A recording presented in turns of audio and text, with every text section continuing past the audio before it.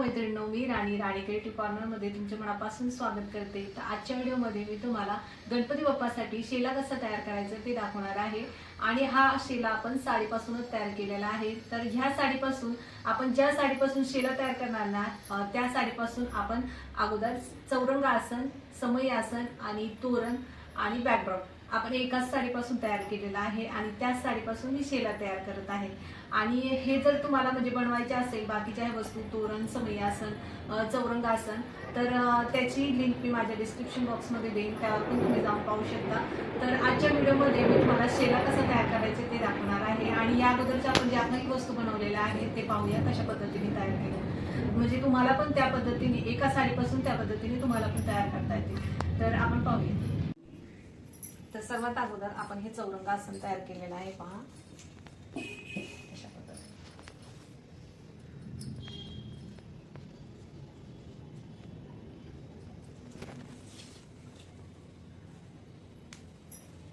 त्याच्यानंतर हे दोन समई आसन, एकाच साडीपासून आपण हे सर्व तयार केलेलं आहे, दोन समई आसन। त्यानंतर तोरण,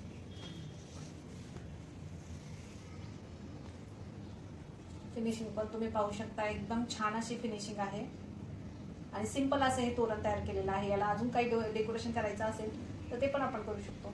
आपलं हे तोरण तयार केले। त्यानंतर मी हा बॅकड्रॉप तयार केलेला आहे।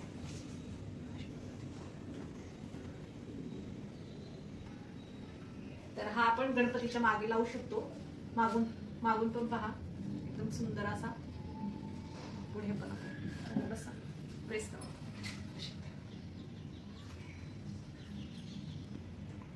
आणि इथे म्हणजे आपण रशीने बांधण्यासाठी पण मी इथे जागा केलेली आहे, ज्याच्यामध्ये आपण एखादी दोरी वगैरे टाकू शकतो। त्यानंतर इथे मी नैवेद्य पान तयार केलेलं आहे।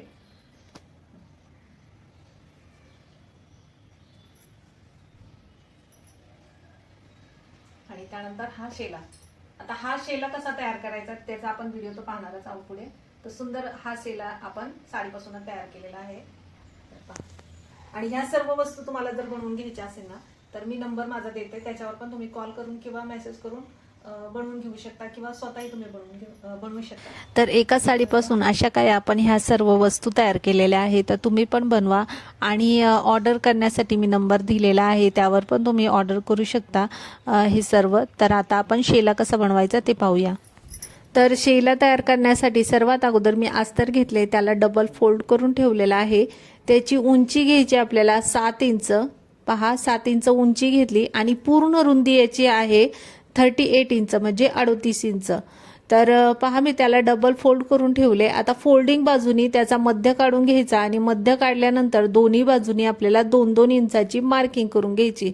आता आपली ही मार्किंग झाली, त्यानंतर मी आता इथे एक पट्टी घेतलेली आहे। पट्टीने आपल्याला क्रॉसमध्ये अशा पद्धतीने पहा लाईन ओढून घ्यायचे। तर खालीपर्यंत मी अशा पद्धतीने दोन्हीकडे क्रॉसमध्ये लाईन ओढून घेतल्या। आता आपण मार्किंग केले तिथे आपण कपडा हा कट करून घेऊ।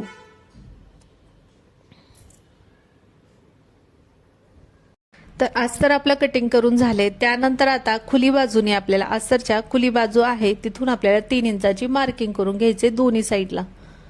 तर दोन्ही साईडला मार्किंग करून घेतली, तिथे आपल्याला साडीचा पदराचा जो डिझाईनचा भाग आहे ना तो आपल्याला तिथे लावून घ्यायचा आहे। आणि साडीचा जो मधला भाग आहे तो मी मधल्या साईडने लावणार आहे। आता जेवढा आपण मार्किंग केले त्याच्या मधल्या साईडला आपला जेवढा साडीचा मधला भाग येतोय ना तेवढा मी कट करून घेते। आणि बाकी वरती 3 इंच आपण मार्किंग केले त्याच्या वरती आपल्याला अस्तरवरती आपल्याला हा साडीचा जो पदर आहे तो मी लावणार आहे। तर तुम्ही तेवढा कट करून घेते। तुमच्याकडे जी कोणती साडी आहे त्याच्यापासून पण शिवू शकता, फक्त नवी साडी आपल्याला लागते, कारण की आपण गणपती बाप्पाला ते जे काही वस्त्र आपण जे बनवतो ते नवीनच घालतो, त्यासाठी नवीन साडीचा आपण वापर करतो। तर ही पण साडी जी आहे ती मी मेशोवरून घेतलेली आहे। तुम्हाला पाहिजे असेल ना तर त्याची लिंक मी देणार आहे डिस्क्रिप्शन बॉक्समध्ये, त्याच्यावर तुम्ही जाऊन पाहू शकता। तर पहा खूप सुंदर साडी आहे ही पण, तुम्हाला घ्यायची असेल तर नक्कीच घ्या। तर दोन्ही साईडला बॉर्डर लावण्यासाठी मी ही जी साडीची बॉर्डर आहे ती कट करून घेतली। म्हणजे साडीच्या बॉर्डर पण सेम आहे आणि पदर पण सेम डिझाईन आहे त्याची, तर ते मी कट करून घेतले। आता दोन्ही साईडला पहा मी हे लावून घेते। तर साडीचा मधला जो भाग आहे तो वेगळा आहे आणि साडीची जी बॉर्डर आहे ती वेगळी आहे. त्यांनी आपल्या शेल्याला खूप छान असा लुक येतो. साडीच्या पदराला तर कोणत्या पण साडीच्या पदराला खूप अशी डिझाईन छान असते, तर ती दोन्ही साईडला लावली ना तर आपला शेला पण असा सुंदर तयार होतो. तर पहा मी दोन्ही साईडला ही जी साडीचा पदर कट करून घेतलेला होता तो दोन्ही साईडला लावलेला आहे.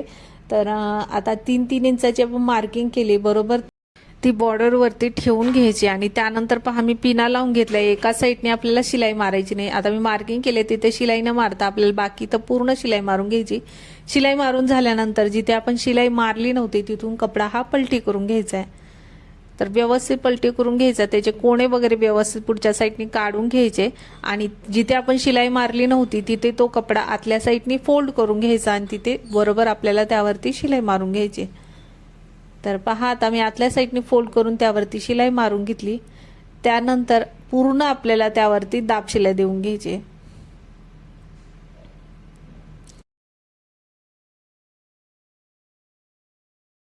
तर दाब शिलाई पहा देऊन घेतली. आता आपल्याला त्यावरती लेस लावून घ्यायची. तर पहा अशा पद्धतीने मी लेस घेतलेली आहे. तर याने ना आपली लेस सुंदर असेल ना तर शेला पण आपला सुंदर दिसतो. याला पहा खालच्या साईडने ना थोडेसे असे झालर टाईप आहे, म्हणजे झालर आहे त्याला, त्याच्यामुळे ना ती शेला आपला खूप सुंदर दिसतो. तर अशा पद्धतीची लेस लावली ना तर खूप सुंदर आपला शेला दिसतो. तर तुमच्याकडे असेल तर तुम्ही लावून घ्या, नसेल तर सिंपल लेस लावली तरी चालेल. तर वरच्या साईडने मी सिंपल लेस लावली, खालच्या साईडने अशा पद्धतीने थोडी झालरची लेस लावून घेतली. तर आता दोन्ही साईडला आपल्याला अशी लेस लावून घ्यायची.